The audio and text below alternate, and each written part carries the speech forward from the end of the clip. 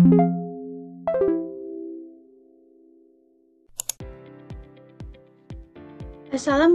warahmatullahi wabarakatuh. Pada kesempatan kali ini, kami dari kelompok 4 akan menjelaskan bagaimana analisis simpangan kuartil menggunakan Microsoft Excel. Simpangan kuartil merupakan salah satu materi dari mata kuliah dasar statistik dan probabilitas, yang mana diampu oleh Ibu Rani Nurani, MStat, dan kami dibimbing oleh Kak Anugrah Surya A.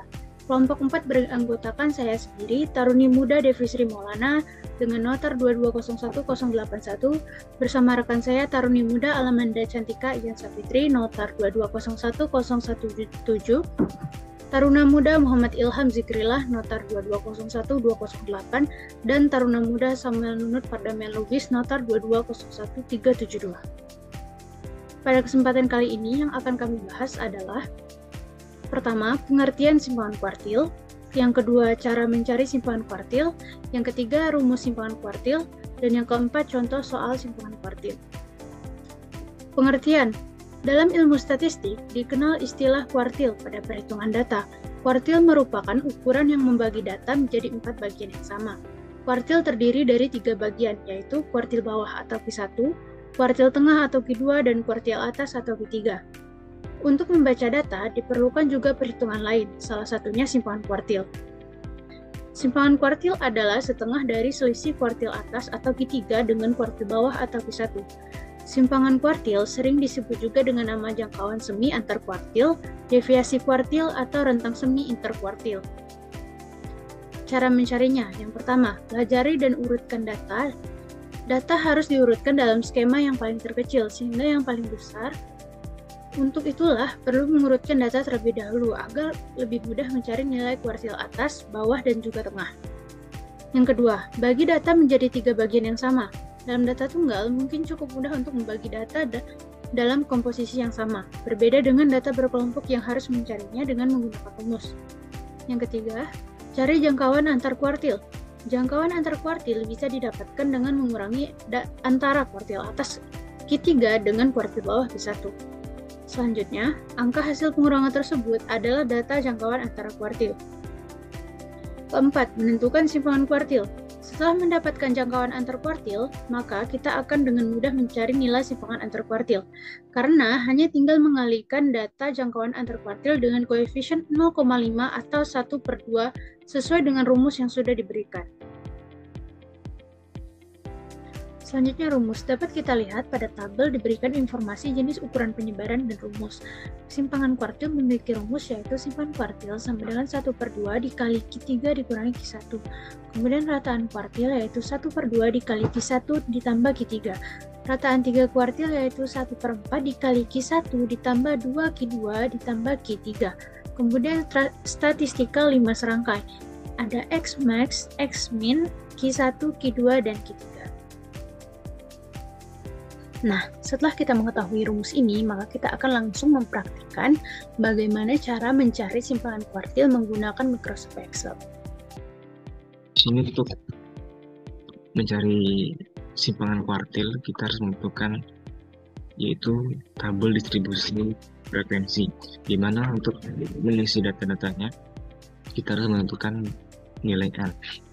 N itu artinya jumlah banyaknya data. Kemudian nilai minimum, nilai maksimum, jangkauan, kelas, kemudian interval. Di sini ada sebuah data yang belum terurut. Kita coba untuk mencari nilai jumlah banyaknya data. Dan kita mencari nilai N pertama, di mana rumusnya sama dengan, kemudian kita klik count, buka kurung, kemudian kita blok semua data. Kemudian tinggal enter. Nah, berarti jumlah banyaknya data yaitu 54 data.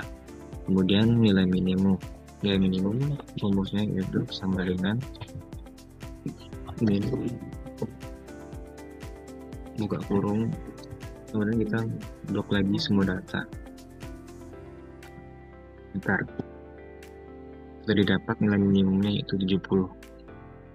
Kemudian kita mencari nilai maksimumnya dengan rumus sama dengan max, buka kurung, blok semua data, kemudian enter. Setelah nilai maksimum dan nilai minimum kita dapatkan, kemudian kita mencari nilai jangkauan, di mana rumus nilai jangkauan yaitu nilai maksimum dikurangi nilai minimum. Berarti kita tinggal tulis rumusnya sama dengan klik nilai maksimum dikurang, kita klik lagi nilai minimum, kemudian enter. Kemudian setelah nilai jangkauan didapatkan, kita mencari nilai kelas, di mana rumusnya sama dengan 1 plus 3,33 dikali. Nah, dikali ini kita menggunakan bintang. Kemudian kita klik log, buka kurung. Nah, di sini kita menggunakan jumlah banyaknya data tadi.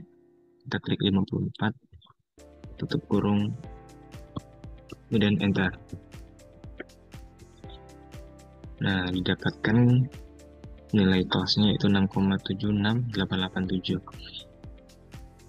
Kemudian yang terakhir kita mencari nilai interval, di mana rumusnya itu sama dengan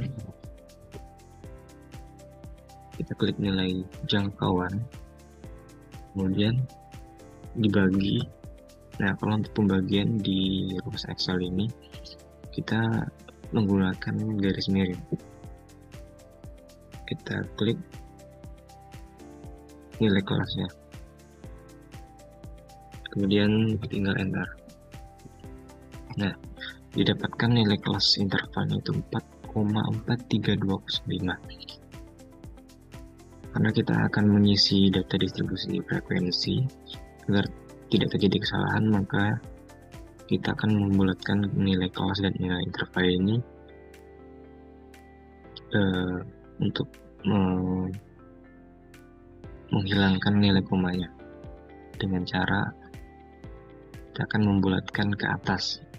Nah, di Excel untuk membulatkan ke atas kita memiliki rumus sama dengan kita klik round. Nah, di sini ada round down dan round up. Untuk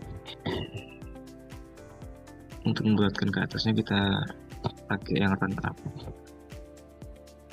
Round up, kemudian buka kurung, kita klik kelasnya, kemudian kita klik titik koma dan 0, kemudian enter. Nah, dari nilai kelas tadi 6,76887, setelah kita memakai rumus pembulatan ke atas atau round up, didapatkan nilai kelasnya itu 7. Nah, nilai interval begitu juga rumusnya, karena untuk membulatkan ke atas kita gunakan round up. Karena di sini nilai selisihnya cuma 1, kita bisa tarik di sini ke bawah. Nah, langsung mendapatkan nilai pembulatan ke atas dari intervalnya itu 5.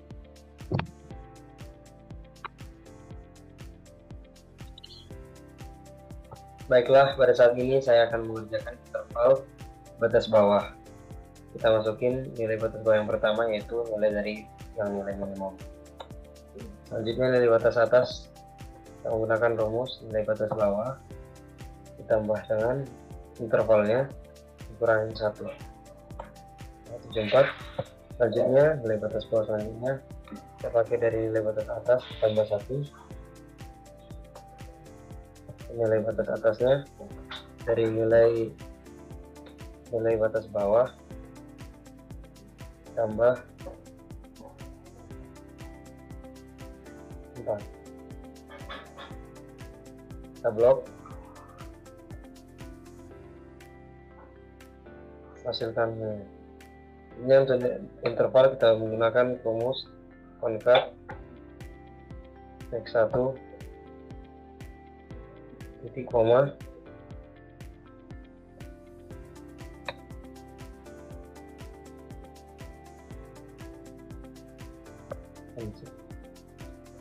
garis spasi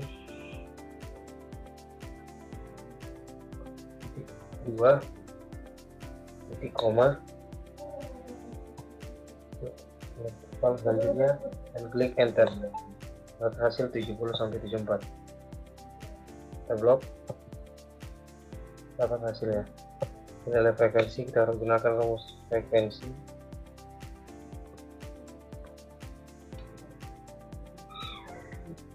Data di sini ada data array, kita pilih semua datanya. Terus selanjutnya titik koma, kita pilih nilai data batas bawah.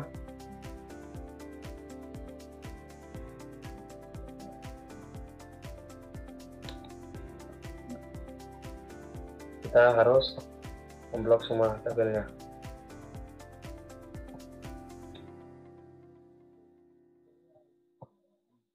Blok semua tabelnya, kemudian frekuensi kita blok, data array-nya kita pilih semua datanya, titik koma, kita pilih data batas bawah. Itu kita menggunakan Ctrl Shift Enter agar dapatkan semua hasilnya. Kita coba hitung total semuanya, harus sama dengan jumlah data, yaitu sama-sama 54. Selanjutnya kita cari nilai tengah, average.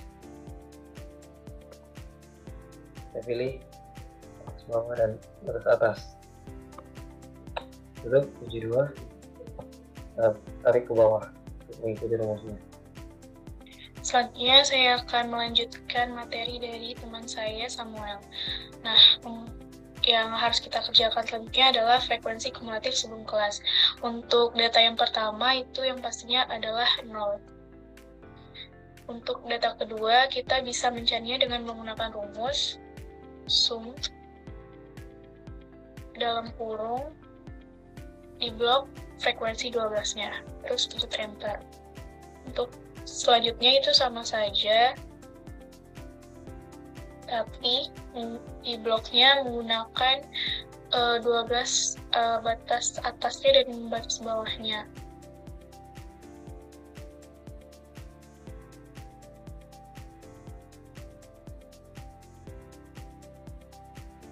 Terus pencet enter. Selanjutnya itu sama saja.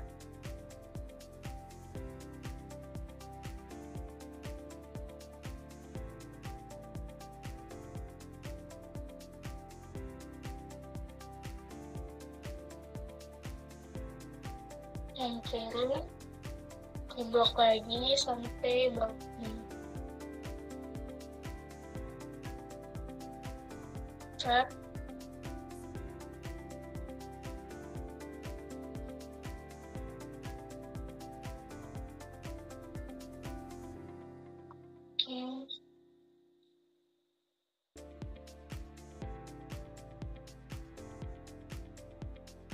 Terakhir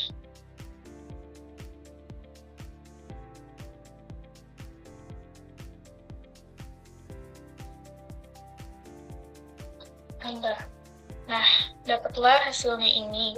Kemudian kita dapat mencari kuartil 3. Untuk mencari kuartil 3 itu yang pertama kita harus cari adalah titik tengahnya terlebih dahulu, yaitu dengan cara 54 nilai n-nya dibagi dengan 4. Enter. Oh ya, jangan lupa hitungannya. Dapatlah di 13,5. 13,5 itu berada di frekuensi antara 12 dan 8. Berarti berada di batas bawah 75. Nah, rumusnya adalah 75 dibagi 0,5, yaitu berarti 74,5. Lalu ditambah dengan dalam kurung 54 dibagi 4 dikurang dengan frekuensinya atau frekuensi kumulatif sebelum kelasnya itu 12 dalam kurung dibagi dengan frekuensinya 8 dan dikali, kalau dikali itu berarti bintang dengan 5 intervalnya, terus enter. Dapatlah hasilnya 75,4375. Nah, kuartil 3 itu sama aja dengan kuartil 1, tapi yang membedakannya itu untuk mencari titik tengahnya. Karena kita mencari kuartil 3, yaitu berarti 3 dikali dengan 54 dibagi dengan 4. Terus enter. Berarti 40,5. 40,5 itu bisa dihitung dari frekuensinya, itu berada di frekuensi 11, yaitu batas bawah 90. Untuk batas bawah 90 itu berarti dikurang dengan 0,5. 0,5 berarti 89,5. Caranya sama saja, 89,5 ditambah dengan dalam kurung 3 dikali, atau bisa dengan 3 dibagi 4 dikali dengan 54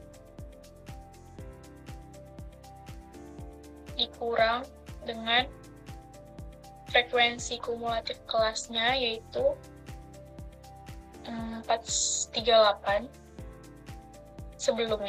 Frekuensi sebelumnya berarti 38 tutup kurung dibagi dengan 8. Karena tadi berada di 90 berarti 11 dikali dengan 5. Enter. Dapatlah hasilnya segini. Nah, untuk simpangan kuartil itu sangat mudah, yaitu bisa dengan cara ini, di blok dalam kurung kuartil 3 dikurang dengan kuartil 1 tutup kurung dibagi dengan 2. Enter. Dapatlah segini. Sekian dari saya, selanjutnya akan dilanjutkan oleh teman saya. Nah, selanjutnya kita akan mengerjakan contoh soal dari simpanan kuartil. Pertanyaan, dalam rangka meninjau arus lalu lintas untuk akhir bulan Desember 2022, guna meminimalisir terjadinya kecelakaan kendaraan di roda 4 di Tol Jagorawi, pemerintah ingin menguji metode baru yang diduga dapat mengatasi masalah lalu lintas yang sebelumnya terjadi. Untuk itu, pemerintah melakukan uji coba selama 10 bulan terhadap metode tersebut, dan dibandingkan dengan data 10 bulan sebelumnya yang menggunakan metode lama. Jumlah kecelakaan kendaraan roda 4 yang tercatat berdasarkan kedua metode tersebut dapat dilihat pada data berikut. Tabel 1, jumlah kecelakaan di Tol Jagorawi dalam kurun waktu 20 bulan. Dapat kita lihat data tersebut pada tabel yang bersumber dari data dummy. Berdasarkan catatan hasil tersebut, tentukan apakah metode tersebut efektif digunakan dibandingkan metode sebelumnya, serta interpretasikan hasilnya. Nah, di sini saya sudah memindahkan data tersebut ke tabel baru agar kita lebih mudah dalam mengerjakannya. Untuk mengetahui metode mana yang lebih efektif digunakan untuk meminimalisir kecelakaan, kita dapat menggunakan hitungan jangkauan kuartil, rata-rata, dan simpanan kuartil. Nah, untuk jangkauan kuartil sendiri, kita menggunakan rumus nilai maksimal dikurangi nilai minimal dengan formula max buka kurung, kemudian kita blok datanya, tutup kurung, dikurang nilai minimal atau format min buka kurung, blok lagi datanya, kemudian tutup kurung, lalu enter. Nah, didapatkan jangkauan kuartil dari metode lama yaitu 5. Nah, karena di sebelah kanannya menggunakan formula yang sama, kita dapat langsung menarik dari pojok kanan bawah ke arah kanan. Nah, maka didapatkan hasil yang sama. Karena pada jangkauan metode lama dan metode baru memiliki nilai yang sama, maka kita belum dapat menyimpulkan metode mana yang lebih efektif untuk digunakan meminimalisir kecelakaan. Selanjutnya kita akan mencari rata-rata. Nah, untuk rata-rata sendiri menggunakan formula average, buka kurung, kemudian blok datanya, kemudian enter. Nah, untuk kolom di sebelahnya juga dapat langsung kita tarik ke sebelah kanan. Nah, untuk rata-rata metode lama dan metode baru juga memiliki nilai yang sama, sehingga kita masih belum dapat menyimpulkan metode mana yang lebih efektif untuk digunakan. Selanjutnya kita akan mencari simpangan kuartil. Simpangan kuartil sendiri memiliki rumus yaitu kuartil 3 dikurangi kuartil 1 dibagi 2. Nah, kita dapat menggunakan formula Excel-nya. Sebelumnya kita dapat menambahkan tanda kurung di awal karena nanti kita akan melakukan perhitungan untuk membaginya dengan 2. Yaitu formulanya kuartil, buka kurung, kita blok datanya, kemudian titik koma 3 karena kuartil 3, kemudian dikurangi kuartil, buka kurung, blok lagi datanya, titik koma 1, tutup kurung. Nah, karena di awal kita sudah menambahkan tanda kurung, maka kita tambahkan lagi tanda kurung di belakangnya. Kemudian dibagi 2, kemudian di enter. Nah, didapatkan hasil yaitu 1,375. Nah, karena pada kolom ini kita menggunakan formula yang sama, kita tinggal menggesernya ke kanan seperti ini. Nah, didapatkan hasil simpangan kuartil yaitu untuk metode lama 1,375 dan untuk metode baru 0,375. Nah, dari hasil perhitungan simpangan kuartil tersebut dapat kita lihat pada metode baru memiliki nilai yang lebih kecil, sehingga pada metode baru merupakan metode yang lebih efektif digunakan dibandingkan dengan metode lama. Nah, selanjutnya dapat kita interpretasikan bahwa berdasarkan perhitungan yang dilakukan diperoleh bahwa simpangan kuartil untuk metode baru lebih kecil dibandingkan simpangan kuartil pada metode lama. Hal ini berarti metode baru lebih efektif dibandingkan metode lama untuk mengurangi kecelakaan lalu lintas.